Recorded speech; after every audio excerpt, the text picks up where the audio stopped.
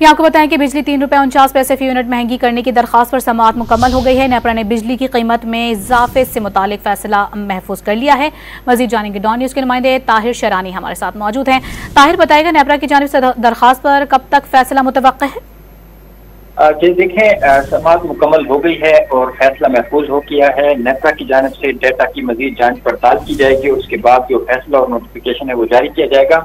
عموماً سماعت کے بعد 1 ہفتے کے اندر نیپرا کی جانب سے جو نوٹیفیکیشن اور فیصلہ جاری کر دیا جاتا ہے۔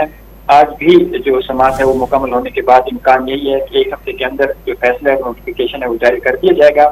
اگر منوعاً اضافہ ہوتا ہے تو اس صورت میں سیلز ٹیکس سمیت بجلی صارفین پر 35 ارب روپے کا اضافی بوجھ پڑے گا، اور سینٹرل پاور پرچیزنگ ایجنسی نے ₹3.49 فی یونٹ کا اضافہ مانگا ہے، اور جون کے بلز میں یہ جو ایڈجسٹمنٹ ہے اپریل کی وہ صارفین پر منتقل کی جائے گی۔ تاہم جو اضافے کے اطلاق ہے وہ لائف لائن اور الیکٹرک صارفین پر نہیں ہوگا۔ دوران سماعت سینٹرل پاور پرچیزنگ ایجنسی کام نے بتایا کہ انڈسٹری کو جتنی گیس میسر ہو اتنی استعمال نہیں کر رہی۔ اپریل میں موسم کی بہتری کے باعث بجلی کی جو کھپت ہے وہ بہت کم رہی، اور LNG پہلے سے درآمد شدہ تھی، اس لیے اس پر زیادہ بجلی پیدا کی گئی۔ MPCC حکام نے کہا کہ گزشتہ سال کے مقابلے اپریل میں درجہ حرارت 1.5 ڈگری کم تھا۔